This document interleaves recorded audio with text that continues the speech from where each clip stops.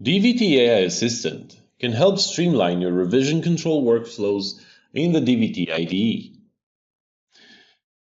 In this example, we've just added a new signal and propagated it across multiple levels of the design hierarchy. As you can see, the change spans across quite a few files in our project. Let's stage these changes and click the Generate Commit message using DVT AI Assistant button, located directly in the source control view. Notice how the commit message box gets populated with a context-aware description of our modifications.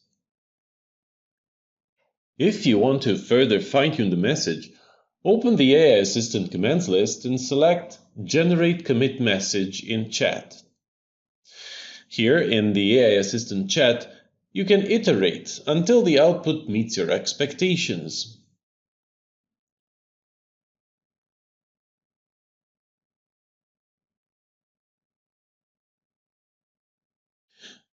Now let's commit and push.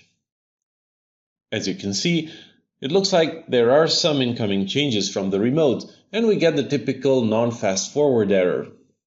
To quickly understand the incoming changes and assess if conflicts are likely to appear, we can run Summarize Remote Changes ahead of the current commit.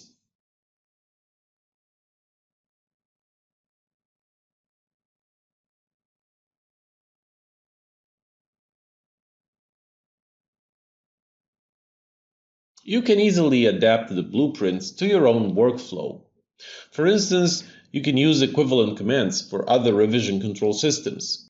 Let's switch to this other project that uses Perforce. First, we run Edit Predefined Blueprint. Then, in the chat view, we ask the AI Assistant to adapt the blueprint for Perforce.